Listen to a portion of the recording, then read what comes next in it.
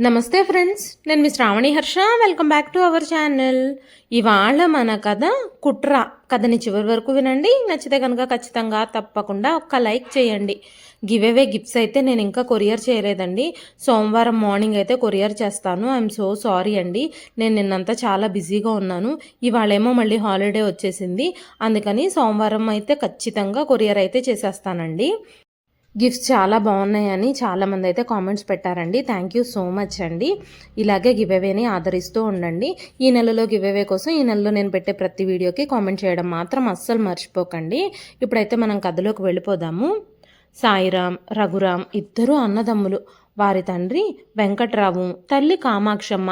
వాళ్ళిద్దరూ తరతరాలుగా కష్టపడి సంపాదించిన వ్యవసాయ భూములు, రైస్ మిల్లు, గోదాములు, పట్టణంలో కొన్ని అద్దె భవనాలు ఉన్నాయి. వాళ్ళది మంచి పేరున్న వ్యాపారం. ఇలా ఆ కుటుంబానికి ఆస్తి కంటే ఊర్లో గౌరవమే ఎక్కువగా ఉండేది. వెంకట్రావు గారి కుటుంబం అంటే నిజాయితీకి మారుపేరు అని ఊరంతా చెప్పుకునేవారు. కానీ అదే ఇంట్లో పెరిగిన ఇద్దరు కొడుకుల మనస్తత్వాలు మాత్రం భూమికి ఆకాశానికి ఉన్నంత తేడాగా ఉండేవి. పెద్ద కొడుకు సాయిరాంకి చిన్నప్పటి నుంచే బాధ్యత అంటే ఏమిటో తెలియదు. చదువు మీద శ్రద్ధ లేదు. తండ్రి కష్టం విలువ అస్సలు తెలియదు ఆయనకి. స్నేహితులతో ఊర్లు తిరగడం, పేకాటలాడడం, మద్యం తాగడం, చేతిలో డబ్బులుంటే దుబారాగా ఖర్చులు చేయడం, ఇవే అతని అలవాట్లు. వెంకట్రావు గారు ఎన్నిసార్లు మందలించినా, ప్రేమగా చెప్పినా, కోప్పడ్డా అతనిలో మార్పే రాలేదు. ఇంత ఆస్తున్నప్పుడు నేనెందుకు కష్టపడాలి అని నిర్లక్ష్యంగా నవ్వుతూ చెప్పేవాడు. ఆ మాట వినగానే వెంకట్రావు గారి గుండె ముక్కలైపోయేది. చిన్న కొడుకు రఘురాం మాత్రం పెద్ద కొడుకుకి పూర్తిగా భిన్నంగా ఉండేవాడు. తెల్లవారుజామునే లేచి తండ్రితో కలిసి పొలాలకు వెళ్ళేవాడు. చదువులో ఎప్పుడూ ముందుండేవాడు. డిగ్రీ పూర్తయ్యాక పెద్ద కంపెనీలో ఉద్యోగం వచ్చినా తిరస్కరించి నాన్న కష్టపడి నిలబెట్టిన వ్యాపారాన్ని ఇంకా పెద్దది చేస్తాను అని తన ఇంట్లోనే ఉండిపోయాడు. కొత్త ఆలోచనలతో చిన్న పరిశ్రమని ప్రారంభించాడు. రాత్రింబవళ్ళు కష్టపడి దాన్ని పెద్ద కంపెనీగా మార్చాడు. వందల మందికి ఉద్యోగాలిచ్చాడు. ఊర్లో ఆయన పేరు రోజు రోజుకి పెరుగుతూ వచ్చింది. కాలం గడిచింది. సాయిరాంకి మంజులాతో వివాహం జరిగింది. మంజుల అందంగా ఉండేది. కానీ మనసులో మాత్రం స్వార్థమే నిండిపోయి ఉండేది. భర్త చేసే ప్రతి తప్పుని సమర్థిస్తూ ఉండేది. అత్తామామలతో మర్యాదగా మాట్లాడేది కాదు. ఈ ఇల్లంతా ఈ ముసలాళ్ళిద్దరూ పోతే రేపు మందే కదా అన్న ఆలోచనతోనే ఉండేది. మరోవైపు రఘురాంకి కూడా జానకితో పెళ్లి జరిగింది. జానకి మృదు స్వభావి. అత్తామామల్ని సొంత తల్లిదండ్రుల్లా చూసుకునేది. ఇంట్లో ఎవ్వరినీ నొప్పించకుండా అందరినీ కలుపుకుని వెళ్ళేది. ఇద్దరు కోడళ్ల మధ్య తేడా కొద్ది రోజులకే ఇంట్లో అందరికీ అర్థమైపోయింది. రఘురాం, జానకిల దాంపత్య జీవితం ఆనందంగా సాగిపోయింది. కొంతకాలానికి వారికి ఒక పాప పుట్టింది. ఆ చిన్నారికి ఐశ్వర్య అని పేరు పెట్టారు. మనవరాలు పుట్టడంతో వెంకట్రావు, కామాక్షమ్మల ఆనందానికి అవధులు లేకపోయాయి. మా ఇంటి అదృష్టం ఈ పాపతో మొదలవుతుంది అని వెంకట్రావు గారు గర్వంగా చెప్పేవారు. ఐశ్వర్య చిన్నప్పటి నుంచే చాలా తెలివిగా ఉండేది. తాతయ్య వెంట తిరుగుతూ కథలు వినేది. నాన్నమ్మతో కలిసి దేవుడికి పూలు పెట్టేది, పూజ చేసేది. రఘురాం కంపెనీ నుంచి సాయంత్రం ఇంటికి వచ్చేసరికి గుమ్మం దగ్గరికి పరిగెత్తుకుంటూ వెళ్ళి తండ్రిని హత్తుకునేది. జానకి ఆ దృశ్యం చూసి చాలా ఆనందపడేది. ఆ కుటుంబం చూసిన వారికి అసూయ కలిగించేంత సంతోషంగా ఉండేది ఆ ఇల్లు. ఇదిలా ఉండగా సాయిరాం అలవాట్లు మాత్రం రోజు రోజుకి మరింత చెడిపోయాయి. తండ్రి సంపాదించిన డబ్బుని విచ్చలవిడిగా ఖర్చు పెట్టడం ప్రారంభించాడు. పేకాట్లల్లో లక్షలు పోగొట్టుకున్నాడు. మద్యం కోసం భూములు కూడా అమ్మేశాడు. అప్పులు చేసి తండ్రి పరువు మీదకు తీసుకొచ్చాడు. వెంకట్రావు ఎన్నిసార్లు అడ్డుకున్నా తను వినలేదు. ఒకసారైతే ఇంటి పత్రాలు కూడా ఆయనకు తెలియకుండా తాకట్టు పెట్టడానికి ప్రయత్నించాడు. ఆ విషయం తెలుసుకున్న రఘురాం వెంటనే ఆ అప్పులన్నీ తీర్చి ఆ పత్రాలను విడిపించాడు. అయినా సాయిరాం మారలేదు. నీకు డబ్బుంది కదా, నువ్వే చూసుకో అని నిర్లక్ష్యంగా చెప్పేవాడు. మంజుల కూడా భర్తని ఆపకుండా, సర్ది చెప్పడానికి ప్రయత్నించకుండా, నీ తమ్ముడు సంపాదిస్తున్నాడు కదా, మీ నాన్న సంపాదించిన ఆస్తి ఉంది కదా, మీరు ఎలాగైనా జల్సా చేసుకోండి అంటూ తనని మరింత ప్రోత్సహించేది. ఒక సాయంత్రం వెంకట్రావు గారు వరండాలో ఒంటరిగా కూర్చునుండగా కామాక్షమ్మ నెమ్మదిగా వచ్చి పక్కన కూర్చుంది. ఏమండి, మళ్ళీ మన సాయిరాం గురించే ఆలోచిస్తున్నారా అంటూ అడిగింది. వెంకట్రావు నిట్టూర్చాడు. ఆస్తి పోతే మళ్ళీ సంపాదించుకోవచ్చు కామాక్షి, కానీ మనిషి విలువలు పోతే అవి మళ్ళీ తిరిగి రావు. సాయిరాం గురించే నాకు భయమేస్తుంది. రఘురాం ఎంత కష్టపడుతున్నాడో చూస్తూ ఉంటే నాకు చాలా గర్వంగా ఉంది. కానీ వాడి మంచితనమే రేపు వాడికి కష్టాలు తెస్తుందేమో అని నాకు అనిపిస్తుంది. కామాక్షమ్మ కూడా మౌనంగా కన్నీళ్లు తుడుచుకుంది. సంవత్సరాలు గడిచాయి. ఐశ్వర్యకు 6 ఏళ్ళు వచ్చినప్పుడు వెంకట్రావు గారికి తీవ్ర అనారోగ్యం వచ్చింది. ఆసుపత్రిలో చికిత్స తీసుకుంటూ ఒకరోజు రఘురాంని దగ్గరకు పిలిచారు. రఘు, నేను చెప్పే ఈ మాటని జీవితాంతం మర్చిపోవద్దు అన్నారు. రఘురాం వెంటనే ఆయన చేతిని పట్టుకొని, చెప్పండి నాన్న, మీరేం చెప్పాలనుకుంటున్నారో నాతో నిర్భయంగా చెప్పండి అన్నాడు. వెంకట్రావు బలహీనంగా నవ్వారు. మీ అన్నయ్య చేసిన తప్పులు నాకు తెలుసు. అయినా వాడు నా కొడుకు. నేను మీ అమ్మ లేని తర్వాత వాడిని ఇంటి నుంచి పంపించేయకరా. వాడి పిల్లలు రోడ్డున పడకూడదు. మన కుటుంబం విడిపోకూడదు. అలాగే మన కుటుంబాన్ని కలిపుంచుతానని నువ్వు నాకు మాట ఇవ్వు. రఘురాం కళ్ళల్లో ఆ మాటలు విని నీళ్లు తిరిగాయి. మీ మాట నా ప్రాణం నాన్న. అన్నయ్య ఎన్ని తప్పులు చేసినా నేను ఆయన్ని వదిలిపెట్టను అన్నాడు. ఆ మాట విన్న వెంకట్రావు ప్రశాంతంగా కళ్ళు మూసుకున్నాడు. కొన్ని రోజులకే ఆయన చనిపోయారు. తండ్రి మరణాన్ని తల్లి కామాక్షమ్మ తట్టుకోలేకపోయింది. భర్త జ్ఞాపకాలతో ఏడాది కూడా గడవకముందే ఆమె ఆరోగ్యం క్షీణించి మంచాన పడింది. చివరిసారి ఐశ్వర్యని దగ్గరకు తీసుకొని తన మెడలో ఉన్న చిన్న తాయెత్తును ఆమె మెడలో వేసి, ఎప్పుడూ ఆ దేవుడు నీకు తోడుగా ఉంటాడు తల్లి అని ఆశీర్వదించింది. ఆ తరువాత రఘురాం వైపు చూసి, మీ నాన్నకిచ్చిన మాట నిలబెట్టుకోనాన్నా అంటూ చెప్పి ఆమె కూడా కన్నుమూసింది. తల్లిదండ్రులిద్దరూ చనిపోవడంతో ఇంటి బాధ్యత మొత్తం రఘురాం భుజాల మీదే పడింది. అయినా ఆయన ఒక్కరోజు కూడా వెనక్కి తగ్గలేదు. వ్యాపారాన్ని మరింత అభివృద్ధి చేశాడు. ఇంటిని అలాగే కలిపుంచాడు. సాయిరాం కుటుంబానికి ఎలాంటి లోటు రానివ్వలేదు. కానీ రఘురాం ఎంత పైకెదుగుతున్నాడో సాయిరాం, మంజుల మనసుల్లో కూడా అసూయ అంతే వేగంగా పెరుగుతుంది. కాలం ఎవ్వరి కోసమూ ఆగదు. రోజులు నెలలయ్యాయి, నెలలు సంవత్సరాలయ్యాయి. రఘురాం కష్టానికి ఫలితం కనిపించడం మొదలైంది.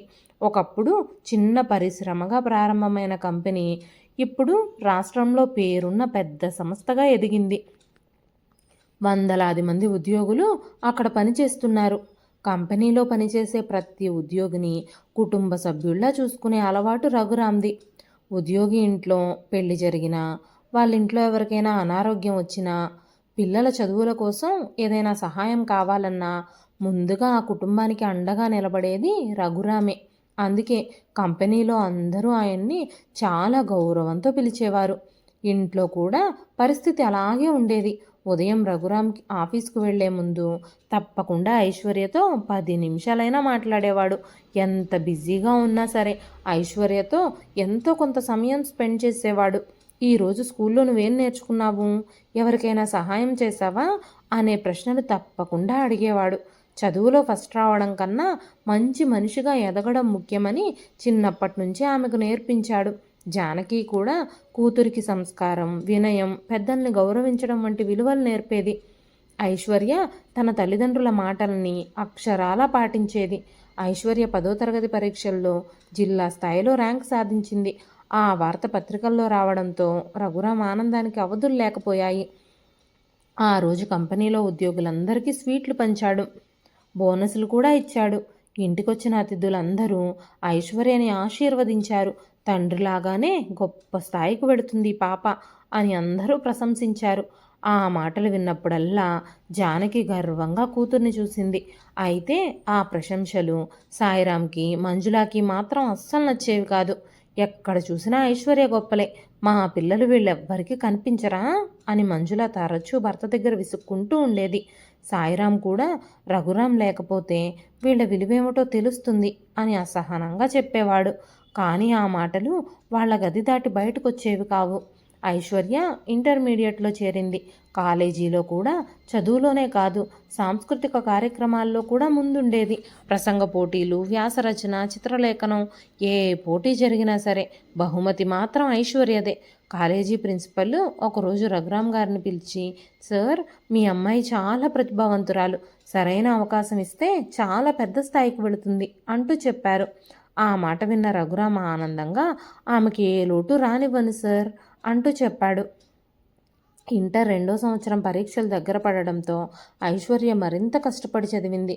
రఘురాం రాత్రిలో ఆలస్యంగా ఆఫీస్ నుంచి వచ్చిన కూతురు గదిలోకి వెళ్ళి, చాలమ్మా, చదువు కంటే ఆరోగ్యం కూడా ఎక్కువ ముఖ్యమే, ఇంక పడుకో, ఇంత అర్ధరాత్రి వరకు చదివి ఆరోగ్యం పాడు చేసుకోకు అని చెప్పి పాలు తీసుకెళ్ళిచ్చేవాడు. జానకి పక్కనే కూర్చొని చదువుతూ ఉంటే తన తలకి నూనె రాసి మసాజ్ చేసేది. నువ్వు అలసిపోకూడదమ్మా అని ప్రేమగా చూసుకునేది. ఆ చిన్న చిన్న క్షణాలే ఐశ్వర్య జీవితంలో అతిపెద్ద ఆనందాలు. చివరికి ఇంటర్మీడియట్ పరీక్షలు ముగిశాయి. ఫలితాలు వచ్చిన రోజున ఇంట్లో పండగ వాతావరణం నెలకొంది. ఐశ్వర్య అత్యుత్తమ మార్కులతో ఉత్తీర్ణురాలయ్యింది. రఘురామ ఆమెను గట్టిగా హత్తుకొని, నువ్వు నా గర్వం అన్నాడు. జానకి దేవుడికి పాయసం పెట్టి అదే పాయసం కూతురికి తినిపించింది. ఆ సాయంత్రం ముగ్గురూ కలిసి ఐశ్వర్య భవిష్యత్తు గురించి మాట్లాడుకుంటూ చాలాసేపు కూర్చునున్నారు. నాన్న, నేను డిగ్రీ తర్వాత బిజినెస్ మేనేజ్మెంట్ కూడా చదవాలి. ఆ తర్వాత మన కంపెనీలో మీకు తోడుగా ఉండాలి. మన కంపెనీ బాధ్యతలన్నీ నేనే చూసుకోవాలి అని ఐశ్వర్య చెప్పింది. రఘురాం నవ్వుతూ, అది నా కల కూడా తల్లి. నువ్వు నా కూతురు మాత్రమే కాదు, నా వారసురాలివి కూడా అన్నాడు. ఆ మాటలు విని జానకి నవ్వుతూ, అయితే ఇక మన కంపెనీకి కొత్త మేనేజింగ్ డైరెక్టర్ సిద్ధమైపోయిందన్నమాట అంటూ ఆట పట్టించింది. ముగ్గురు మనస్ఫూర్తిగా నవ్వుకున్నారు. వారి నవ్వులని హాల్లో నుంచి గమనిస్తూ ఉన్న మంజుల ముఖం మాత్రం గట్టిపడిపోయింది. ఇంకా ఆయన బ్రతికుండగానే ఆస్తికి వారసురాల్ని కూడా నిర్ణయించేశారు అని మనసులోనే మండిపడింది. కొన్ని రోజుల తర్వాత రఘురాంకి రాష్ట్ర పారిశ్రామికవేత్తల సంఘం నుంచి ఒక ప్రత్యేక ఆహ్వానం వచ్చింది. వ్యాపార రంగంలో ఆయన చేసిన సేవలకి ఆయనకు ఉత్తమ పారిశ్రామికవేత్త పురస్కారం ప్రకటించారు. కుటుంబ సభ్యులతో కలిసి కార్యక్రమానికి రావాలి అని ఆహ్వానించారు. ఆ వార్త విన్న జానకి ఎంతో సంతోషించింది. మీ కష్టానికి వచ్చిన గౌరవం ఇది అంది. రఘురాం మాత్రం చిరునవ్వుతో, ఈ గౌరవం నాకొక్కడిదే కాదు. నువ్వు, ఐశ్వర్య నా జీవితంలో లేకపోతే నేను ఈ పరిస్థితుల్లోకి వచ్చేవాడిని కాదు. నువ్వు నా ప్రతి పనిని సమర్థించావు, నాకు వెన్నుతండే ఉన్నావు అన్నాడు. ఆ సాయంత్రం అవార్డు కార్యక్రమానికి వెళ్లే ముందు ముగ్గురు సిద్ధమయ్యారు. వాళ్ళు ఇంటి గుమ్మం దాటి బయటకు వెళ్ళేటప్పుడు ఆ ప్రయాణం తమ జీవితాన్ని శాశ్వతంగా మార్చేస్తుంది అని వారిలో ఒక్కరికి కూడా తెలీదు. సాయంత్రం 5 గంటలకి రఘురాం, జానకి, ఐశ్వర్య ముగ్గురు ఇంటి నుంచి బయలుదేరారు. బయలుదేరే ముందు జానకి దేవుడి గదిలో దీపం పెట్టి దేవుడికి నమస్కారం చేసింది. రఘురాం కూడా తల్లిదండ్రుల ఫోటోల ముందు 2 క్షణాలు మౌనంగా నిలబడి చేతులు జోడించాడు. ఐశ్వర్య కూడా తాతయ్య, నాయనమ్మల ఫోటోలకి నమస్కారం చేసి, నేను ఇంటికి తిరిగొచ్చాక మీ ఇద్దరికీ అవార్డు చూపిస్తాను అంటూ చిన్నగా నవ్వింది. ముగ్గురు కారులో కూర్చుని ప్రయాణమయ్యారు. రాత్రికి కార్యక్రమం ఎంతో ఘనంగా జరిగింది. రాష్ట్రంలోని ప్రముఖ పారిశ్రామికవేత్తలు, అధికారులు, వ్యాపారవేత్తలు అందరూ హాజరయ్యారు. వ్యాఖ్యాత రఘురాం గురించి మాట్లాడుతూ, వ్యాపారాన్ని లాభం కోసం మాత్రమే కాకుండా సమాజం కోసం కూడా నడిపిస్తున్న అరుదైన వ్యక్తి, కంపెనీలోని వర్కర్లందరినీ తమ కుటుంబంగా భావించే వ్యక్తి అని ఆయన్ని పరిచయం చేయగానే సభ మొత్తం చప్పట్లతో మారుమోగిపోయింది. వేదికపైకి వెళ్ళిన రఘురాం అవార్డును అందుకున్నాడు. ఆ తర్వాత ప్రసంగం చేస్తూ, నా తల్లిదండ్రులు నాకు నిజాయితీ నేర్పించారు, నా భార్య నాకు ధైర్యం ఇచ్చింది, నా కూతురే నాకు స్ఫూర్తి, ఈ అవార్డు వాళ్ళ ముగ్గురికి చెందుతుంది అంటూ చెప్పాడు. ఆ మాటలు విని జానకి కళ్ళల్లో ఆనంద బాష్పాలు మెరిశాయి. ఐశ్వర్య మాత్రం గర్వంగా తండ్రిని చూస్తూ చప్పట్లు కొట్టింది. కార్యక్రమం ముగిసేసరికి రాత్రి బాగా ఆలస్యం అయిపోయింది. నిర్వాహకులు భోజనం చేయమని కోరినా సరే ఆలస్యం అయిపోతుందని ముగ్గురు తిరుగు ప్రయాణం ప్రారంభించారు. కారులో వస్తూ జానకి నవ్వుతూ, ఈరోజు ఇంటికి వెళ్ళాక మీ అవార్డుని అత్తయ్య, మామయ్యల ఫోటో పక్కనే పెడదాం అంది. రఘురాం కూడా చిరునవ్వుతో, అదే నా కోరిక అన్నాడు. ఐశ్వర్య కూడా అవార్డుని ఒళ్ళో పెట్టుకొని, నాన్న, ఈ అవార్డు చూస్తుంటే నాకు చాలా గర్వంగా ఉంది. మిమ్మల్ని చూసి నేను చాలా నేర్చుకుంటున్నాను. మీ గురించి నేను చాలా గర్వపడుతున్నాను అంది. రాత్రి 11 గంటలు దాటింది.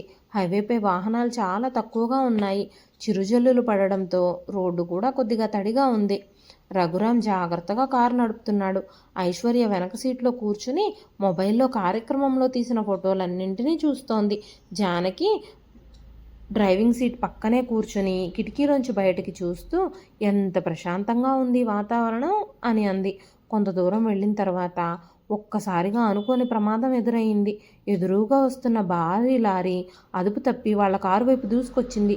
రఘురాం వెంటనే స్టీరింగ్ తిప్పి కారును తప్పించడానికి ప్రయత్నించాడు. టైర్లు గట్టిగా రోడ్డుపై రాసుకున్న శబ్దం వినిపించింది. జానకి భయంతోనూ రఘు అని గట్టిగా అరిచింది. ఐశ్వర్య కూడా సీట్ను గట్టిగా పట్టుకుంది. మరుక్షణమే భయంకరమైన శబ్దం వినిపించింది. కారు పల్టీలు కొడుతూ రోడ్డు పక్కకి దూసుకెళ్ళింది. చుట్టుపక్కల వెళుతున్న వాహనాలు వెంటనే ఆగిపోయాయి. కొందరు పరిగెత్తుకుంటూ వచ్చి కారులో చిక్కుకున్న వారిని బయటకు తీసేందుకు ప్రయత్నించారు. వెంటనే అంబులెన్స్కి సమాచారం ఇచ్చారు. కొద్ది నిమిషాల్లోనే ముగ్గురిని సమీపంలోని ఆసుపత్రికి తరలించారు. ఆసుపత్రిలో డాక్టర్లు తీవ్రంగా ప్రయత్నించారు. కానీ రఘురాం, జానకిలకి తీవ్ర గాయాలవ్వడంతో వారిని కాపాడలేకపోయారు. ఐశ్వర్య వెనకాల కూర్చోవడంతో ఐశ్వర్య తలకి గాయమయ్యి చేతికి ఫ్రాక్చర్ అయినా ప్రాణాపాయం మాత్రం తప్పింది. మరుసటి ఉదయం రాష్ట్ర వ్యాప్తంగా ఒకటే వార్త వినిపించింది. ప్రముఖ పారిశ్రామికవేత్త రఘురాం రోడ్డు ప్రమాదంలో మృతి. ఆ వార్త విన్న ప్రతి ఒక్కరూ దిగ్భ్రాంతికి గురయ్యారు. ఆసుపత్రిలో స్పృహలోకి వచ్చిన ఐశ్వర్య కళ్ళు తెరిచిన వెంటనే అమ్మెక్కడా, నాన్నెక్కడా అంటూ కంగారుగా అడిగింది. ఎవ్వరూ ఏ సమాధానమూ చెప్పలేదు. డాక్టర్ ఆమె భుజంపై చెయ్యి వేసి ధైర్యంగా ఉండమ్మా అంటూ చెప్పగానే ఐశ్వర్యకి అంతా అర్థమైపోయింది. అమ్మా, నాన్న అంటూ గుండెలు పగిలేలా ఏడ్చింది. కొద్దిసేపటి తర్వాత రఘురాం, జానకిల పార్థివ దేహాలని ఇంటికి తీసుకొచ్చారు. ఆ ఇంటి ముందు జన సంద్రమే కనిపించింది. వందలాది మంది ఉద్యోగులు, వ్యాపారవేత్తలు, బంధువులు చివరిసారిగా వారిని చూసేందుకు వచ్చారు. ఇలాంటి మంచి మనిషి మళ్ళీ పుడతాడా అని చాలామంది కన్నీళ్లు పెట్టుకున్నారు. ఐశ్వర్య ఇంటికి చేరుకున్న వెంటనే తల్లిదండ్రుల దేహాలపై పడి విలపించింది. నన్ను కూడా మీతో తీసుకెళ్ళిపోండి నాన్న, మీ ఇద్దరూ లేకపోతే నేను ఒంటరిగా ఎలా బతుకుతాను అంటూ ఆమె ఏడ్చిన తీరు చూసి అక్కడున్న వాళ్ళకందరి కళ్ళల్లోనూ నీళ్లు తిరిగాయి. సాయిరాం అందరి ముందు కన్నీళ్లు పెట్టుకుంటూ, ఇక నుంచి ఐశ్వర్య నా కూతురే, నా తమ్ముడికిచ్చిన మాట నేను నిలబడతాను అని అన్నాడు. మంజుల కూడా మేమున్నాం కదా అమ్మా, నువ్వు ఒంటరిదానివి కాదు, మీ అమ్మా నాన్న లేకపోయినా మేము నీ కన్న తల్లిదండ్రుల్లా చూసుకుంటాము అంటూ ఓదార్చింది. ఆ మాట విన్న బంధువులందరూ ఆ అమ్మాయికి తల్లిదండ్రులు దూరమైన పెద్దమ్మ పెదనాన్న ఉన్నారు, తల్లిదండ్రుల్లా చూసుకునే పెద్దమ్మ పెదనాన్నని దేవుడు వాళ్ళకి తనకి దయచేశాడు అని అనుకున్నారు. 11వ రోజు కార్యక్రమాలు పూర్తయ్యాక బంధువులంతా వెళ్ళిపోయారు. ఆ ఇంట్లో మళ్ళీ నిశ్శబ్దం నెలకొంది. ఆ నిశ్శబ్దంతో పాటు ఐశ్వర్య జీవితంలో ఒక కొత్త అధ్యాయం ప్రారంభమైంది. ఆ రోజు వరకు ఆమె ఆ ఇంటి యువరాణి. ఆ రోజు తర్వాత అదే ఇంట్లో తను పని మనిషిలా బ్రతకాల్సిన పరిస్థితి మొదలైంది. 11వ రోజు కార్యక్రమం పూర్తయ్యాక ఇంటికొచ్చిన బంధువులు, స్నేహితులు, కంపెనీ ఉద్యోగులు ఒక్కొక్కరుగా వెళ్ళిపోయారు. ఒకప్పుడు నవ్వులతో కళకళలాడిన ఆ ఇల్లు ఒక్కసారిగా నిశ్శబ్దంగా మారిపోయింది. రఘురాం కూర్చునే సోఫా ఖాళీగా కనిపించింది. జానకి ప్రతిరోజు పూలు పెట్టే దేవుడి గది నిశ్శబ్దంగా ఉంది. ఐశ్వర్యకి ఆ ఇల్లు మొత్తం తల్లిదండ్రుల జ్ఞాపకాలతో నిండిపోయినట్టే అనిపించింది. మరుసటి రోజు ఉదయం ఐశ్వర్య ఎప్పట్లాగానే తెల్లవారుజామునే లేచి స్నానం చేసి దేవుడికి దీపం వెలిగించింది. తల్లిదండ్రుల ఫోటోల ముందు పూలు పెట్టి చాలాసేపు మౌనంగా నిలబడింది. నాన్న, ఎలాంటి పరిస్థితులు ఎదురైనా మీరు చెప్పినట్టే నేను ధైర్యంగా ఉంటాను అని మనసులోనే అనుకుంది. కళ్ళల్లో నీళ్లు మెరిసిన తుడుచుకొని బయటకొచ్చింది. వంటగదిలోకి వెళ్ళగానే మంజుల, ఐశ్వర్య కాఫీ కప్పులు బయట పెట్టు అంది. సరే పెద్దమ్మ అని వెంటనే తను చెప్పిన పని చేసేసింది. ఆ రోజంతా చిన్న చిన్న పనులే చెప్పింది మంజుల. డైనింగ్ టేబుల్ సర్దమంది, పూల మొక్కలకి నీళ్లు పోయమంది, కొంతమంది వచ్చిన అతిథులకి కాఫీ ఇవ్వమంది. ఐశ్వర్య కూడా ఏమీ అనకుండా అవన్నీ చేసింది. రోజులు గడిచే కొద్దీ ఆ చిన్న పనులే పెద్ద బాధ్యతలుగా మారిపోయాయి. ఉదయం ఇల్లు ఉడవడం, దేవుడి గది శుభ్రం చేయడం, బట్టలు మడత పెట్టడం, వంట మనిషికి సహాయం చేయడం, అతిథులకి టీలు టిఫిన్లు పెట్టడం, ఒక్కొక్కటిగా అన్నీ ఐశ్వర్య మీదకే వచ్చాయి. ఒకరోజు ఇంట్లో పనిచేసే లక్ష్మమ్మ మెల్లగా అడిగింది, అమ్మా, ఈ పనులన్నీ నువ్వెందుకు చేస్తున్నావు?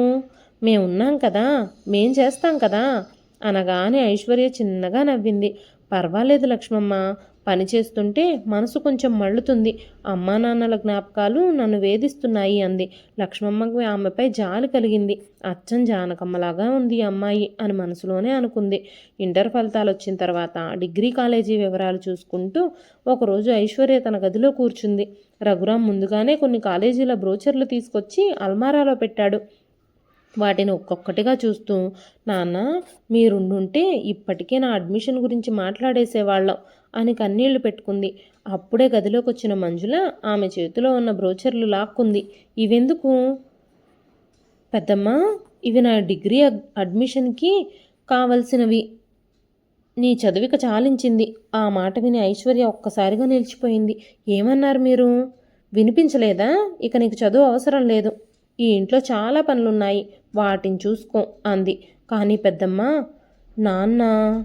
మీ నాన్న ఇప్పుడు లేరు అని మంజుల గట్టిగా అంది. ఇప్పటి నుంచి ఈ ఇంట్లో నేను చెప్పిందే జరుగుతుంది. ఆ మాటలు ఐశ్వర్య గుండెల్లో కత్తుల్లా గుచ్చుకున్నాయి. అయినా ఎదురు మాట్లాడలేదు. ఆ సాయంత్రం సాయిరాం కూడా ఇంటికొచ్చి, ఆ అమ్మాయి చదివి ఉద్యోగం చేస్తే మనకేం లాభం, ఇంటి పనులు నేర్చుకుంటే చాలు అని నిర్లక్ష్యంగా అన్నాడు. అప్పుడే ఐశ్వర్యకి మొదటిసారి వాళ్ళ మాటల్లోని చంచలత్వం అర్థమయ్యింది. రోజులు గడుస్తున్న కొద్దీ వాళ్ళ ప్రవర్తన మరింత మారిపోయింది. జానకి బ్రతుకున్నప్పుడు ఐశ్వర్య కోసం ప్రత్యేకంగా వంట చేసే వంట మనిషిని కూడా పెట్టుకుంది. ఆ వంట మనిషిని మంజుల పంపించేసింది. ఇక నుంచి ఇంట్లో వాళ్ళు ఏది తింటే అదే నువ్వు కూడా తినాలి, అది ఇష్టం ఇది ఇష్టం అని అవన్నీ చేసి పెట్టే వాళ్ళు ఎవ్వరూ ఉండరు నీకు అని చెప్పింది. తనకు కొత్త బట్టలు కొనటం ఆపేశారు. రఘురాం కొనిచ్చిన నగలన్నీ అల్మారాలోంచి తీసేసుకుని, ఇక నుంచి ఇవి నా దగ్గరే ఉంటాయి, చిన్నపిల్ల చేతిలో ఉంటే పోతాయి అంటూ మంజుల తన లాకర్లో పెట్టేసింది. ఐశ్వర్య మాత్రం మౌనంగా చూస్తూ నిలబడిపోయింది. ఒకరోజు రఘురాం కంపెనీ మేనేజర్ శ్రీనివాస్ ఇంటికొచ్చాడు. అమ్మాయి డిగ్రీ అడ్మిషన్ ఎప్పుడు సార్ అంటూ అలవాటుగా అడిగాడు. సాయిరాం నవ్వుతూ, ఇక తను చదువుకోదు, ఇంట్లోనే ఉంటుంది అన్నాడు. శ్రీనివాస్ ఆశ్చర్యంగా, రఘురాం సారి కళ అని చెప్పబోతూ ఉండగా సాయిరాం మధ్యలోనే, ఇప్పుడు నేను చెప్పిందే ఫైనల్, లేని వాళ్ళు కన్న కలలు మనం ఎక్కడ తీరుస్తాం అన్నాడు. శ్రీనివాస్ ఐశ్వర్య వైపు చూశాడు. ఆమె తలదించుకుని నిలబడి ఉంది. శ్రీనివాస్కి అన్నీ అర్థమైపోయాయి. తనేమీ మాట్లాడకుండా నిశ్శబ్దంగా అక్కడి నుంచి వెళ్ళిపోయాడు. ఆ రోజు నుంచి ఆ ఇంట్లో ఐశ్వర్యని ఎవ్వరూ రఘురాం కూతురుగా చూడలేదు. ఆ ఇంట్లో పనులు చేసే అమ్మాయిలాగానే చూసేవారు. అయితే అది ఆమె జీవితంలో మొదలైన కష్టాలకి ఆరంభం మాత్రమే. ఇంకా ఆమె కోసం సాయిరాం, మంజుల మనసుల్లో దాచుకున్న క్రూరమైన నిర్ణయాలు బయటకు రావాల్సి ఉంది. రోజులు నెమ్మదిగా గడుస్తున్నాయి.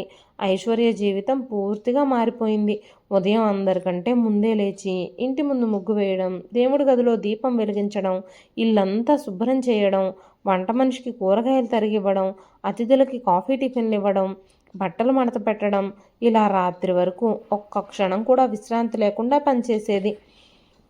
అలసిపోయి గదిలోకి వెళ్ళేసరికి తల్లిదండ్రుల ఫోటోలని చూస్తూ మౌనంగా కన్నీళ్లు పెట్టుకోవడం మాత్రమే ఆమెకు మిగిలింది. రఘురాం కంపెనీ ఉద్యోగులు, పాత స్నేహితులు అప్పుడప్పుడు ఇంటికొచ్చి ఐశ్వర్యని పలకరించేవారు. కానీ వాళ్ళు వచ్చినప్పుడల్లా మంజుల చాలా ప్రేమగా మాట్లాడేది. మా కూతురులాగానే చూసుకుంటున్నామండి అని అందరి ముందు చెప్పేది. ఐశ్వర్య కూడా వాళ్ళెవ్వరి ముందు నిజం చెప్పే ధైర్యం ఎప్పుడూ చేయలేదు. ఎందుకంటే తల్లిదండ్రులు లేని తర్వాత తనకి దిక్కెవరూ లేరనే భయం, వాళ్ళకి గనక కోపం తెప్పిస్తే తన జీవితం మరింత దుర్భరంగా మారిపోతుంది అనే భయం ఆమెను మౌనంగా మార్చేసింది. ఒకరోజు మధ్యాహ్నం మంజుల పుట్టింటి వాళ్ళ ఇంటికి వచ్చారు. వాళ్ళకి ప్రత్యేకంగా మంజుల వంటలు చేయించింది. ఐశ్వర్య ఒక్కదాన్నే వంటగదిలో నిలబెట్టి అన్ని పనులు చేయించింది. పనులన్నీ పూర్తయ్యేసరికి చాలా ఆలస్యమైంది. అందరూ కలిసి భోజనం చేస్తున్నారు. ఐశ్వర్య మాత్రం వంటగదిలోనే ఒక మూలను నిలబడుంది. నువ్వింకా ఎందుకు ఇక్కడే నిలబడున్నావు అని మంజుల అడిగింది. పెద్దమ్మ, నాకు కూడా చాలా ఆకలిగా ఉంది, నేను కూడా భోజనం చేస్తాను అంది. అందరూ తిన్నాక తిను అంటూ నవ్వుతూ చెప్పేసింది. ఆ రోజు మధ్యాహ్నం 3 గంటల వరకు ఐశ్వర్యకు అన్నం దొరకలేదు. ఆమె ఆకలితో కళ్ళు తిరుగుతున్నా ఒక్క మాట కూడా మాట్లాడలేదు. లక్ష్మమ్మ దొంగచాటుగా ఒక ప్లేట్లో అన్నం పెట్టి ఇవ్వబోతే మంజుల చూసేసింది. ఎవరు చెప్పారు లక్ష్మమ్మ నీకు ఇప్పుడే తనకు అన్నం పెట్టమని? పని అయిపోయాక తింటుందిలే అని కోపంగా అరిచింది. లక్ష్మమ్మ నిశ్శబ్దంగా వెళ్ళిపోయింది. ఐశ్వర్య మాత్రం నవ్వే ప్రయత్నం చేస్తూ, పర్లేదులే లక్ష్మమ్మ, నేను తర్వాతే తింటాను అంది. ఆ నవ్వు వెనక ఎంత బాధ ఉందో అక్కడున్న వాళ్ళందరికీ అర్థమైంది. ఇదిలా ఉండగా సాయిరాం పిల్లలు కూడా పెద్దవాళ్ళయ్యారు. తల్లిదండ్రుల్ని చూసి పెరిగిన వాళ్లకు కూడా అదే స్వభావం వచ్చింది. ఐశ్వర్యని కనీసం పేరు పెట్టి పిలవడం కూడా మానేసి ఏయ్ ఓయ్ అంటూ పిలవడం మొదలుపెట్టారు. నీళ్లు తీసుకురా, టీ పెట్టు, మా గది శుభ్రం చెయ్యి అంటూ పని మనిషికి ఇచ్చినట్టుగా ఆదేశాలు ఇవ్వడం మొదలుపెట్టారు. ఒకసారి సాయిరాం కొడుకు తన చెప్పుల్ని హాల్లోనే వదిలేశాడు.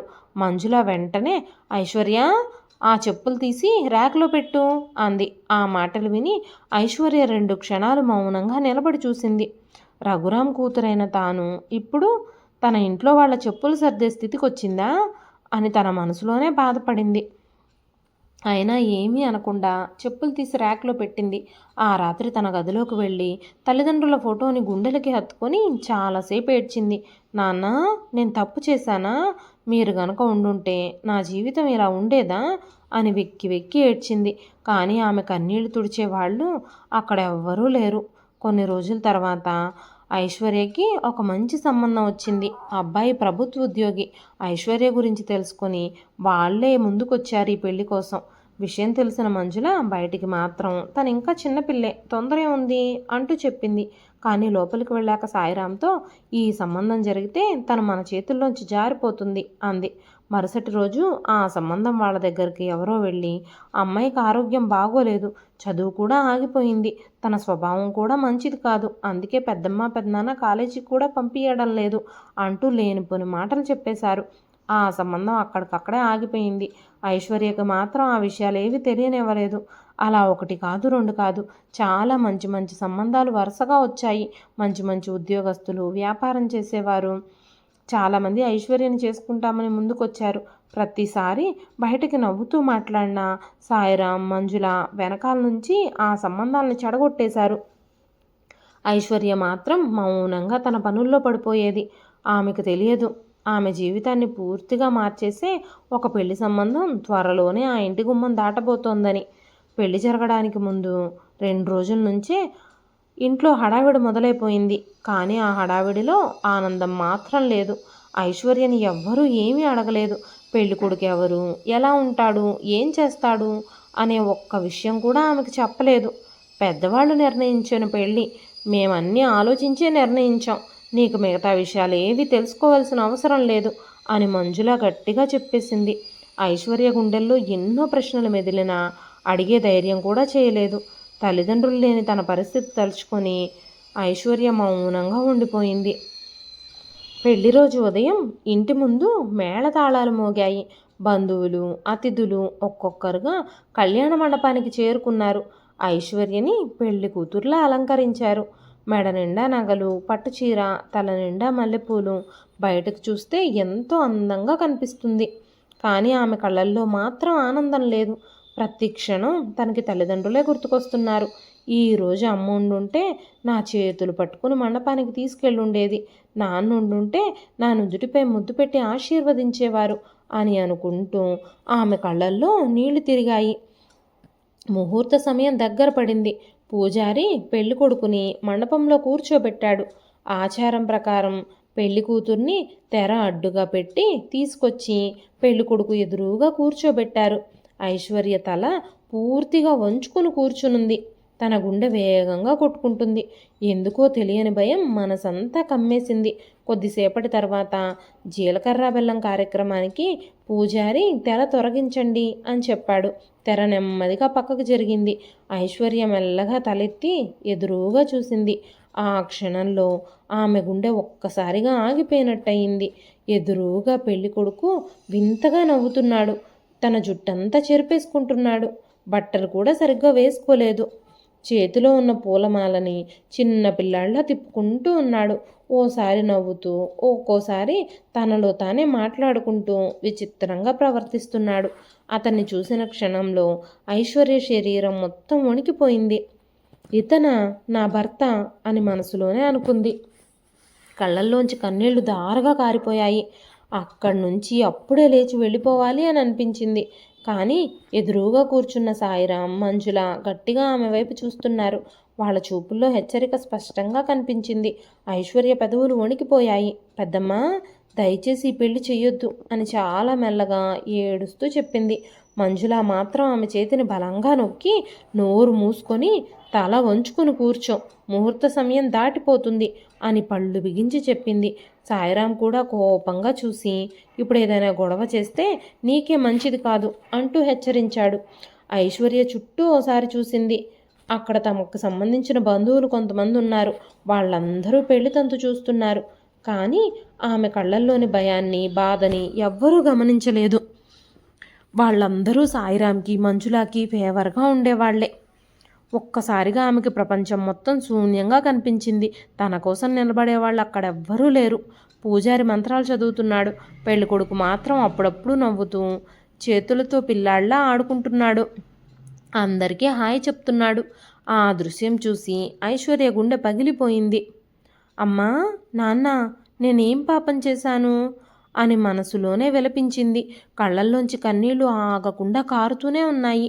కొద్దిసేపటి తర్వాత పూజారి మంగళసూత్రాన్ని పెళ్ళికొడుకు చేతిలో పెట్టి, ఈ మంగళసూత్రాన్ని అమ్మాయి మెడలో కట్టండి అంటూ చెప్పాడు. అక్కడున్న అందరూ అక్షంతలు చేతిలోకి తీసుకున్నారు. ఐశ్వర్య మాత్రం కన్నీళ్లతో తడిసిన కళ్ళని మూసుకుంది. ఆ 3 ముళ్లతో తన జీవితం అంతా చీకట్లో కలిసిపోతుందని ఆమె అనుకుంది. మంగళసూత్రం కట్టిన తర్వాత మండపం అంతా అక్షంతలతో నిండిపోయింది. ఐశ్వర్యకి మాత్రం తన మెడలో ఉడితారు బిగించుకున్నట్టు అనిపించింది. బంధువులంతా శుభమస్తు శుభమస్తు అంటూ ఆశీర్వదించారు. కానీ ఆ ఆశీర్వాదాల్లో ఐశ్వర్యకు ఒక్క మాట కూడా వినిపించలేదు. ఆమె చెవుల్లో మాత్రం తన గుండె చప్పుడు మాత్రమే మారుమోగుతుంది. కన్నీళ్లు ఆగకుండా కారుతూనే ఉన్నాయి. పెళ్ళికొడుకు మాత్రం ఒకసారి నవ్వుతూ, మరోసారి తన చేతిలో ఉన్న పూలను గాల్లోకి విసురుతూ పిల్లాడిలా ప్రవర్తిస్తున్నాడు. అతని చేష్టలు చూసిన కొందరు బంధువులు ఒకరి ముఖం ఒకరు చూసుకున్నారు. కానీ ఎవ్వరూ ఏమీ మాట్లాడలేదు. పెళ్లి కార్యక్రమం పూర్తయ్యాక పెద్దలందరూ కొత్త దంపతుల్ని ఆశీర్వదించడం ప్రారంభించారు. ఐశ్వర్య మాత్రం యంత్రంలాగా పెద్దవాళ్ల కాళ్ళకి నమస్కారం చేస్తుంది. ఆమెకి ఏం జరుగుతుందో కూడా అర్థం కాలేదు. అప్పుడే పెళ్ళికొడుకు ఒక్కసారిగా పక్కనే ఉన్న లడ్డూల ప్లేట్లో చెయ్యి పెట్టి 2 లడ్డూలు తీసుకొని పిల్లాళ్ళ నవ్వుతూ తినడం మొదలుపెట్టాడు. అది చూసి కొందరు చిన్నపిల్లలు నవ్వుకున్నారు. ఐశ్వర్య మాత్రం తలదించుకొని మళ్ళీ ఏడవసాగింది. మంజుల దగ్గరకొచ్చి చెవిలో మెల్లగా ఏడు పాపు, అందరూ చూస్తున్నారు అని గట్టిగా చెప్పింది. ఐశ్వర్య కన్నీళ్లు తుడుచుకుంది. కొద్దిసేపటి తర్వాత అప్పగింతల సమయం వచ్చింది. పెళ్లి కూతుర్ని పంపించే సమయంలో అక్కడున్న మహిళలంతా భావోద్వేగానికి గురయ్యారు. కానీ అక్కడ ఉన్న ఐశ్వర్య పరిస్థితి మాత్రం వేరు. ఆమెకి నా పుట్టిల్లు అనే భావన కూడా మిగల్లేదు. తల్లిదండ్రులు లేరు, తనని ప్రేమించే వాళ్ళెవ్వరూ లేరు, తనని ఆదరించే వాళ్ళు అసలే లేరు. ఇప్పుడు వెళుతున్న ఇల్లు ఎలా ఉంటుందో, ఆ ఇంట్లో మనుషులు ఎలా ఉంటారో కూడా తనకి తెలియదు. ఆమె నెమ్మదిగా సాయిరాం గారి దగ్గరకు వచ్చి, పెదనాన్న, ఇన్ని రోజుల్లో నేనేమైనా తప్పులు చేసుంటే నన్ను క్షమించండి అని ఏడుస్తూ చెప్పింది. సాయిరాం మాత్రం బయటికి బాధ నటిస్తూ, సంతోషంగా ఉండమ్మా, నువ్వు మా కూతురివి, నువ్వే తప్పు చేసినా మేము కడుపులో దాచుకుంటాం, నువ్వు సంతోషంగా ఉంటే మాకు అదే చాలు అన్నాడు. మంజుల కూడా అత్తగారింట్లో మంచి పేరు తెచ్చుకోమ్మా అంటూ చెప్పింది. వాళ్ళ మాటల్లో ప్రేమ కనిపించినా ఆ ప్రేమలో నిజాయితీ మాత్రం లేదు. ఐశ్వర్య కన్నీళ్లతోనే కారులో కూర్చుంది. పెళ్ళికొడుకు ఆమె పక్కనే కూర్చుని కిటికీలోంచి బయటకు చూస్తూ చిన్న పిల్లాడిలా నవ్వుతున్నాడు. కారు నెమ్మదిగా కళ్యాణ మండపం నుంచి బయలుదేరింది. ఐశ్వర్య వెనక్కి తిరిగి ఒక్కసారిగా మండపాన్ని చూసింది. అమ్మా, నాన్న, ఇక నేను ఎక్కడికి వెళుతున్నానో కూడా నాకు తెలియదు అని మనసులోనే విలపించింది. దాదాపు 1 గంట ప్రయాణం తర్వాత కారు ఒక పెద్ద ఇనప గేటు ముందు ఆగింది. గేటు తెరుచుకోగానే ఐశ్వర్య ఆశ్చర్యంగా బయటకు చూసింది. లోపల కనిపించేది సాధారణ ఇల్లు కాదు. ఎకరాల కొద్దీ విస్తరించిన అందమైన తోట, మధ్యలో రాజభవనాన్ని తలపించే 3 అంతస్తుల విశాలమైన భవనం, వరుసగా నిలబడున్న ఖరీదైన కార్లు, గేటు దగ్గర భద్రతా సిబ్బంది సెల్యూట్ చేస్తూ నిలబడున్నారు. అది చూసిన ఐశ్వర్య ఒక్కసారిగా ఆశ్చర్యపోయింది. ఈ పిచ్చివాడి ఇల్లు ఇంత పెద్దదా అని మనసులోనే అనుకుంది. కారు పోర్టుకో ముందు ఆగగానే ఇంటి లోపల నుంచి ఖరీదైన చీరలు కట్టుకున్న మహిళలు, గౌరవంగా కనిపించే పెద్దవాళ్ళు, ఉద్యోగులు వరుసగా బయటకొచ్చారు. వాళ్ళందరూ కొత్త కోడలికి స్వాగతం చెప్పడానికి సిద్ధంగా నిలబడ్డారు. ఆ దృశ్యం చూసిన ఐశ్వర్యకి ఏదో అర్థం కాని ఆశ్చర్యం మొదలైంది. కానీ తన జీవితంలో అసలు ఆశ్చర్యం ఇంకా కొద్ది క్షణాల్లోనే ఎదురు కాబోతుందని ఆమెకు అప్పటికి తెలియదు. కారు ఆగగానే 2 పనివాళ్ళు వెంటనే పరిగెత్తుకుంటూ వచ్చి కారు డోరు తీశారు. అమ్మగారు, జాగ్రత్త, జాగ్రత్తగా దిగండి అంటూ ఎంతో గౌరవంగా ఐశ్వర్య దిగేందుకు చెయ్యి అందించారు. ఆ మర్యాద చూసి ఐశ్వర్య ఆశ్చర్యపోయింది. తాను ఇంత పెద్ద ఇంటికి కోడలుగా వస్తానని ఆమె ఎప్పుడూ ఊహించలేదు. అయినా తన మనసులో ఆనందం మాత్రం లేదు. తన పక్కనే నిలబడి ఉన్న భర్తని చూసిన ప్రతిసారి గుండెల్లో మళ్ళీ బాధ మొదలైపోతోంది. ఇంటి గుమ్మం ముందు పెద్ద ముగ్గేసుంది. వెండి కలసం, దీపాలు, పూలతో అందంగా అలంకరించారు. ఒక మధ్య వయస్కురాలైన ఒక మహిళ హారతి పళ్ళెం తీసుకొని బయటకొచ్చింది. ఆమె కళ్ళల్లో అపారమైన ప్రేమ, సానుభూతి కనిపిస్తుంది. ఆవిడ ఐశ్వర్య దగ్గరకొచ్చి ఆమె ముఖాన్ని కాసేపు చూసింది. వెంటనే హారతిచ్చి కుడికాలు లోపలికి పెట్టి లోపలికి రామ్మా అని ఎంతో ఆప్యాయంగా చెప్పింది. ఆ మాటల్లో ఉన్న ప్రేమకి, ఆప్యాయతకి ఐశ్వర్య ఆశ్చర్యపోయింది. ఇప్పటి వరకు తన తల్లిదండ్రులు చనిపోయాక తనతో ఎవ్వరూ అంత మృదువుగా, ప్రేమగా, ఆప్యాయంగా మాట్లాడలేదు. పక్కనే నిలబడి ఉన్న గంభీరమైన వ్యక్తి కూడా చిరునవ్వుతూ లోపలికి రామ్మా అన్నాడు. ఐశ్వర్య మౌనంగా తలూపి కుడికాలు లోపల పెట్టి ఇంట్లోకి అడుగుపెట్టింది. లోపల అడుగుపెట్టిన క్షణం ఆమె కళ్ళు పెద్దవయ్యాయి. ఇల్లంతా రాజభవనంలా మెరిసిపోతుంది. పెద్ద పెద్ద శాండ్లియర్లు, ఖరీదైన ఫర్నిచరు, గోడలపై అరుదైన చిత్రాలు, ప్రతి మూలలోనూ సంపదే కనిపిస్తోంది. ఇంత ధనవంతుల కుటుంబంలో ఇలాంటి వ్యక్తి ఎలా అని మనసులోనే అనుకుంది. అంతలో పక్కనే ఉన్న భర్త ఒక్కసారిగా పిల్లాళ్ళ చప్పట్లు కొడుతూ నవ్వడం మొదలుపెట్టాడు. ఇంట్లో పనిచేసే వాళ్ళెవ్వరూ నవ్వలేదు, ఎవ్వరూ ఆశ్చర్యపడలేదు. అందరూ అది సహజమే అన్నట్టుగా తమ పనులు తాము చేసుకుంటున్నారు. ఆ దృశ్యం చూసిన ఐశ్వర్య మనసు మరింత భారమైంది. కొద్దిసేపటి తర్వాత పెద్దలు ఇద్దరిని పూజ గదిలోకి తీసుకెళ్లారు. దేవుడికి నమస్కారం చేయించారు. ఆ తర్వాత హాల్లోకి తీసుకొచ్చి కూర్చోబెట్టారు. ఆ ఇంటి యజమాని ఐశ్వర్య వైపు చూసి, అమ్మా, ఈ రోజంతా ఈ పెళ్లి కార్యక్రమంతో నువ్వు చాలా అలసిపోయి ఉంటావు. ముందు వెళ్ళి కాస్త విశ్రాంతి తీసుకో, మిగతా విషయాలన్నీ తర్వాత మాట్లాడుకుందాం అని ఎంతో ప్రశాంతంగా అన్నాడు. ఆ మాటలు విన్న ఐశ్వర్యకి మళ్ళీ ఆశ్చర్యమే కలిగింది. తన పెదనాన్న, పెద్దమ్మ తనతో ఎప్పుడూ ఇలా ఆప్యాయంగా మాట్లాడలేదు. తన తల్లిదండ్రులు పోయిన తర్వాత ఎప్పుడూ వినని ఆప్యాయత ఈ ఇంట్లో కనిపిస్తుంది. కొద్దిసేపటి తర్వాత ఒక మనిషి వచ్చి, అమ్మగారు, మీ గది సిద్ధంగా ఉంది అంది. ఐశ్వర్య నెమ్మదిగా ఆమె వెంట నడిచింది. మెట్లెక్కి 2వ అంతస్తుకు వెళ్లారు. తలుపు తెరవగానే పెద్ద గది కనిపించింది. అందంగా అలంకరించిన మంచం, పూలతో అలంకరించిన గది అన్నీ కొత్తగా ఉన్నాయి. ఆ గదిలోకి అడుగుపెట్టిన ఐశ్వర్య కిటికీ దగ్గరకు వెళ్ళి నిలబడింది. రోజంతా ఆపుకున్న కన్నీళ్లు ఒక్కసారిగా బయటకొచ్చాయి. మెడలో ఉన్న మంగళసూత్రాన్ని పట్టుకొని, అమ్మా, నాన్న, నా జీవితం ఇలా అవుతుందని మీరు ఎప్పుడైనా ఊహించారా అంటూ వెక్కి వెక్కి ఏడవసాగింది. ఆమె ఏడుపు మాత్రం ఆ గది గోడలకే వినిపించింది. ఆ రాత్రి ఐశ్వర్యకు అస్సలు నిద్ర పట్టలేదు. పెళ్లి మండపంలో జరిగిన ప్రతి క్షణము ఆమె కళ్ళ ముందు తిరుగుతుంది. తన జీవిత భాగస్వామిగా వచ్చిన వ్యక్తి గురించి కనీసం ఒక్క విషయం కూడా తనకు తెలియదు. తన అభిప్రాయం అడగకుండా, తన భవిష్యత్తు గురించి ఆలోచించకుండా పెద్దమ్మ, పెద్దనాన్న తీసుకున్న నిర్ణయం తన జీవితాన్ని ఎక్కడికి తీసుకెళ్ళిందో తనకే అర్థం కావడం లేదు. ఆ గదిలో నిశ్శబ్దం అలుముకుంది. బయట వెన్నెల కిటికీలోంచి లోపలికొస్తూ కనిపిస్తూ ఉంది. ఐశ్వర్య మంచం మీదే కూర్చుని తన చేతుల్లో ఉన్న తల్లిదండ్రుల ఫోటోని చూస్తూ కన్నీళ్లు తుడుచుకుంటుంది.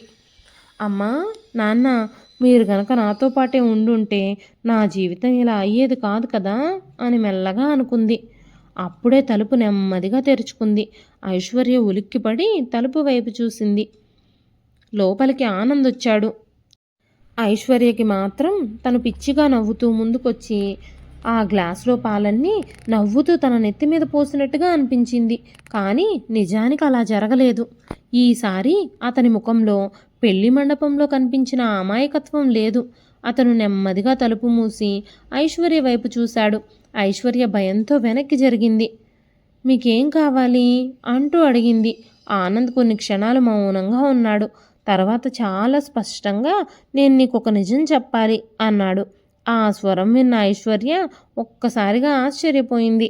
ఎందుకంటే అది పిచ్చివాడి స్వరం కాదు, అది ఆలోచించే ఒక మనిషి స్వరం. మీరు అంటూ ఆమె మాట మధ్యలోనే ఆగిపోయింది. ఆనంద్ బాధగా నవ్వాడు. అవును ఐశ్వర్య, నేను పిచ్చివాడిని కాదు. ఆ మాట విన్న క్షణంలో ఐశ్వర్య కళ్ళు పెద్దవయ్యాయి. ఆమెకి ఏం మాట్లాడాలో అర్థం కాలేదు. ఏంటి మీరు? ఆనంద్ ఆమెను ఆపుతూ, నువ్వు ఆశ్చర్యపడడం సహజమే, కానీ నువ్వు నా పరిస్థితిని అర్థం చేసుకోవాలి. నిన్ను పెళ్లి చేసుకోవడం కోసం నేను ఈ నాటకం ఆడక తప్పలేదు అన్నాడు. ఐశ్వర్య ముఖంలో కోపం, బాధ, అయోమయం అన్నీ కలిసిపోయాయి. అయితే పెళ్లి మండపంలో అలా ఎందుకు ప్రవర్తించారు? నా జీవితం గురించి ఒక్కసారి కూడా ఆలోచించలేదా? నేనెంత భయపడ్డానో తెలుసా అని కన్నీళ్లతో అడిగింది. ఆ మాటలు విని ఆనంద్ తల వంచుకున్నాడు. తెలుసు, నీకు జరిగిన అన్యాయం కూడా నాకు తెలుసు. అందుకే ఈ నిజం నీకు చెప్పడానికి ఇంకా ఆలస్యం చేయలేదు అనగానే ఐశ్వర్య ఆశ్చర్యంగా చూసింది. నాకు జరిగిన అన్యాయం మీకెలా తెలుసు? ఆనంద్ కాసేపు మౌనంగా ఉండిపోయాడు. ఎందుకంటే ఈ పెళ్లి సాధారణంగా జరగలేదు అన్నాడు. ఆ మాటతో ఐశ్వర్య గుండె ఒక్కసారిగా ఆగిపోయినట్టయింది. ఆనంద్ నెమ్మదిగా కుర్చీలో కూర్చున్నాడు. మీ పెదనాన్న, మీ పెద్దమ్మ నీకు మంచి మంచి సంబంధాలు రాకుండా ఎలా అడ్డుకున్నారో తెలుసా? నిన్ను చివరికి ఎవరో ఒక అనామకుడికిచ్చి పెళ్లి చేయాలని ఎలా నిర్ణయించుకున్నారో నాకు తెలుసు. ఐశ్వర్య కళ్ళల్లో కన్నీళ్లు నిండిపోయాయి. ఇన్నాళ్ళు తన గుండెల్లో దాచుకున్న బాధని ఎవరో మొదటిసారిగా గుర్తించారు. మీకు ఇవన్నీ ఎలా తెలుసు అంటూ అడిగింది ఐశ్వర్య. ఆనంద్ ఆమె వైపు చూస్తూ, ఎందుకంటే మీ నాన్న రఘురామ్ గారు మా కుటుంబానికి చేసిన సహాయం నేను ఎప్పటికీ మర్చిపోలేను. ఆయన మనుషుల విలువ తెలిసిన గొప్ప వ్యక్తి. ఒకప్పుడు మా నాన్నగారు వ్యాపారం చేయడానికి ఆయనే సహాయం చేశారు. ఇప్పుడు మేము అనుభవిస్తున్న ఈ ఆస్తి, ఐశ్వర్యాలు అన్నీ ఆయన చేసిన సహాయం వల్ల పొందినవే. ఒకప్పుడు సొంత వాళ్లే మమ్మల్ని పట్టించుకోనప్పుడు మీ నాన్నగారు మా నాన్నగారి జీవితంలో ముందుకు వెళ్ళడానికి సహాయం అందించారు.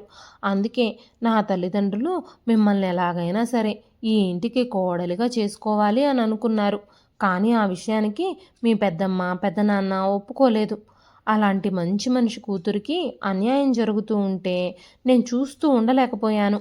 అందుకే పిచ్చివాడిలా నటిస్తూ వేరే వాళ్ళు నా తల్లిదండ్రులు అనే నాటకం ఆడి ఈ సంబంధాన్ని మీ పెదనాన్న వాళ్ళ ముందుకు తీసుకొచ్చాము. నన్ను పెళ్లి చేసుకుంటే నీ జీవితం నాశనం అయిపోతుంది అని, వాళ్ళు నీ మీద పెంచుకున్న పగ కూడా తీరుతుంది అన్న ఉద్దేశంతో వాళ్ళు ఈ పెళ్లికి ఒప్పుకున్నారు. ఏ సందర్భంలో నిజం తెలిసినా మా ప్లాన్ మొత్తం పాడైపోతుంది అని నీకు ఇప్పటి వరకు ఈ విషయం తెలియనివ్వలేదు అంటూ చెప్పాడు ఆనంద్. ఐశ్వర్యకి ఆనంద్ గురించి అసలు నిజం తెలిసిన తర్వాత ఆమె మనసులో ఉన్న భయం కొంతవరకు తగ్గింది. కానీ తన తల్లిదండ్రుల మరణం గురించి దాచిన విషయం మాత్రం చెప్పడానికి ఆమెకి ఇంకా ధైర్యం రాలేదు. ఆమె మనసులో భయాలన్నీ ఎగిరిపోయాయి. ఆ రాత్రి వాళ్ళ జీవితంలో మధురమైన రాత్రిగా మిగిలిపోయింది. కొన్ని రోజులు గడిచాక ఆమెలో బాధని గమనిస్తూ ఉన్న ఆనంద్ అడిగాడు, నీ మనసులో ఏదైనా బాధ ఉంటే నాతో చెప్పు, నువ్వు భయపడాల్సిన అవసరం లేదు అని ధైర్యం చెప్పాడు. ఆ మాటలు విన్న ఐశ్వర్య కన్నీళ్లతో అసలు విషయం చెప్పింది. రఘురామ్కి, జానకికి, ఐశ్వర్యకి ప్రమాదం జరిగిన రోజు అది కేవలం ప్రమాదం కాదు అని తనకి తెలుసు. తను తన పెదనాన్న ఫోన్ సంభాషణ తర్వాత రోజు వింది. కొన్ని విషయాలు తన కళ్ళ ముందు కనిపించిన భయంతో ఎవ్వరితోనూ చెప్పలేకపోయాను అంటూ ఆనంద్తో చెప్పింది. తన పెదనాన్న, పెద్దమ్మ తనని కూడా చంపేస్తారేమోనన్న భయంతో మౌనంగా ఉన్నాను అని చెప్పింది.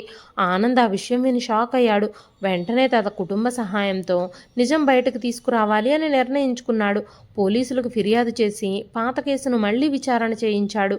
దర్యాప్తులో సాయిరాం, మంజుల తమ స్వార్థం కోసం రఘురాం ఆస్తిపై కన్నేసి వాళ్ల మరణానికి కారణమయ్యారని, ఐశ్వర్యని, రఘురాంని, జానకిని చంపాలని చూశారని, ఆ ప్రమాదం వెనుక ఉన్న అసలు నిజం బయటపడింది.